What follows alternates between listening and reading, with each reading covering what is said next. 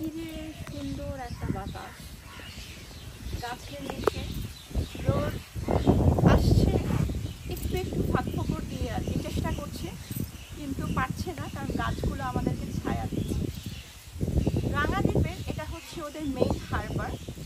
আপনারা হচ্ছে ঘাট থেকে ওরা পিক অ্যান্ড ড্রপ সার্ভিসটা প্রোভাইড করে, যেটা আপনার রুম স্টের সাথে কমপ্লিমেন্টারি হিসাবে থাকবে। এই যে এখানে দুজন থাকবে অলওয়েজ এটা মনিটরিং করার জন্য।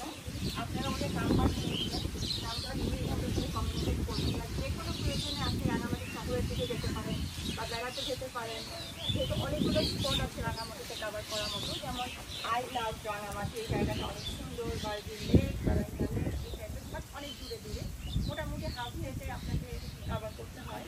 আরও অনেক প্রয়োজনীয় আপনি যেতে পারেন, লাইক বনরূপা বাজার আছে, বাজার দেখার ইচ্ছে থাকে সেখানে যাবেন।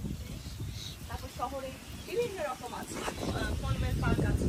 তো আপনাকে আসলে একটা আইল্যান্ডের মধ্যে যেহেতু আছেন, তো নৌকা ইউজ করতেই হবে। মাত্র 5 মিনিট লাগে, এখান থেকে আপনাকে ঘাটে নামিয়ে দেবে।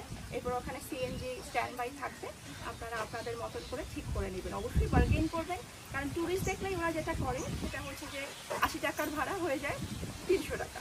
তো অবশ্যই আপনাকে আগে থেকে লোকালদের সাথে কথা বলে জেনে নেবেন যে অ্যাকচুয়াল ভাড়াটা কত, তো আপনার জন্য আর কি ক্যালকুলেট করতে সুবিধা হবে।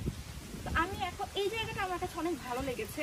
একটু আগেও প্রচুর গরম লাগছিল, কিন্তু এখানে আসার পরে বাতাসের অভাব নাই, রোদ আছে, কিন্তু সেটার কোনো হিট লাগছে না। তো এখানে একটা গেটের মতন একটা সিস্টেম করেছে যে আপনাকে ওয়েলকাম করবে। মালদ্বীপে মনে আছে তোমার যে আমরা যখন বোট থেকে নামলাম, বোট থেকে না আসলে সি প্লেন থেকে, তারপরে ওই যে আমাদেরকে ফুলের মালা দিয়ে যে বরণ করা যে ব্যাপারটা, তো এইখানে যেটা হয়েছে যে এটাও কিন্তু এটা আইল্যান্ড, মালদ্বীপের গুলো প্রাইভেট আইল্যান্ড।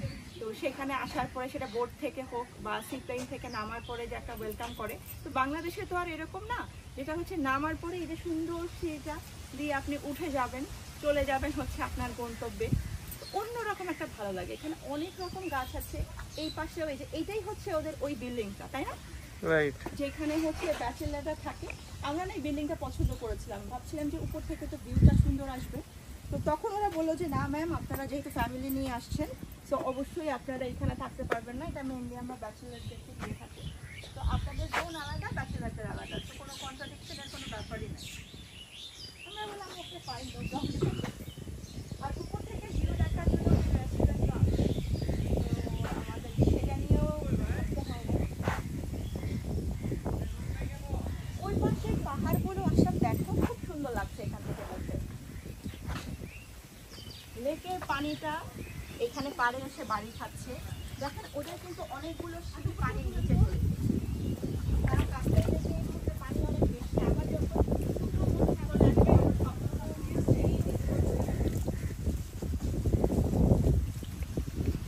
এখানে নৌকাগুলো আসে এবং এখান থেকে আমাদের সেভ করে, এই যে সারি সারি নৌকা বেঁধে রাখছে। এগুলো প্রত্যেকটা রিসোর্টে, এবার আইল্যান্ডের রিসোর্টেই হচ্ছে এখন নিজস্ব নৌকা থাকে আর কি। তো ওদের আমি বলবো রাঙাদ্বীপের একটা খুবই ভালো দিক হচ্ছে ওদের শেফটা খুব মজার মজার রান্না করে। আমরা দুবেলায় ট্রাই করেছি, ভাতের সাথে বিভিন্ন রকম ভর্তা আইটেম, মুরগির মাংস, তারপর রাতে ওরা রুই মাছ খেয়েছে, একদম পারফেক্ট পাহাড়ি মুরগি, পাহাড়ি দেশি, মানে দেশি মুরগি বলেছে, এখানে কোনো ভেজাল নাই, একদম পাহাড় থেকে ধরে এনেছে। হাড্ডিগুলো এত শক্ত যে হাড্ডি আমার খুব পছন্দ, যে আয়েস করে চিবিয়ে চিবিয়ে খাওয়া, কিন্তু সেটা আমি খেতে পারিনি, এতই শক্ত। বাট রান্নাটাও খুব মজা হয়েছিল।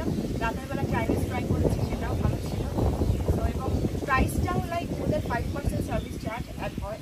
তো একটা রিসোর্টে থাকতে গেলে কাপ্তাই লেকের মাছটাও অসাধারণ, চাপিলা মাছ যেটা, তাই না? আর রুই মাছও, রুই মাছ এই লেকের। আচ্ছা আচ্ছা, চাপিলা মাছ ফ্রাই খেয়েছিলাম, একদম কুড়মুড়ে ভাজা, সেই স্বাদ। এই তো হচ্ছে অবস্থা। রাঙাদ্বীপকে এখন টাটা বাই বাই জানিয়ে ফেলতে হবে, কিন্তু আপনারা আমাদের সাথে থাকবেন। রেজান অনুসারে ইউটিউব চ্যানেল সাবস্ক্রাইব করবেন।